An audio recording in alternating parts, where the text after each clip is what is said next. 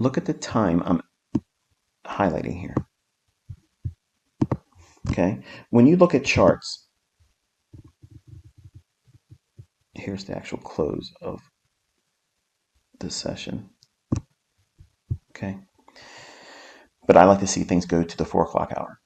But there's always a little bleed over because at 4:15, that's when the closing bell occurs, and I don't have it on the right candle. I apologize. There it is. Okay, so there is the last hour and 15 minutes of trading. Your setup is going to form in the last hour between 3 o'clock and 4 o'clock.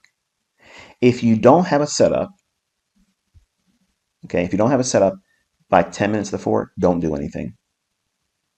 Don't do anything. Just observe it.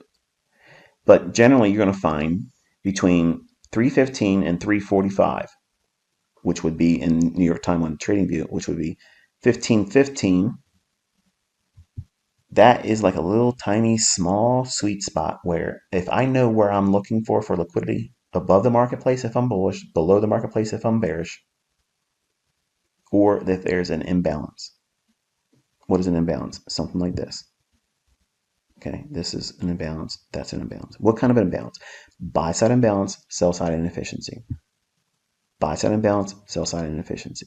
Okay, I'm looking for that as a draw on price. It's going to pull it up to get back into one of these areas like it did here, or it's going to go up above an old high.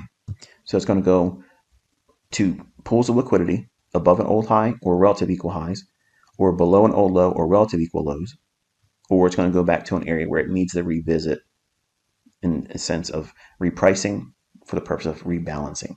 And simply because it goes back down in here, that's not rebalanced. It's balancing, but it's rebalanced once you leave it because it then becomes a balanced price range.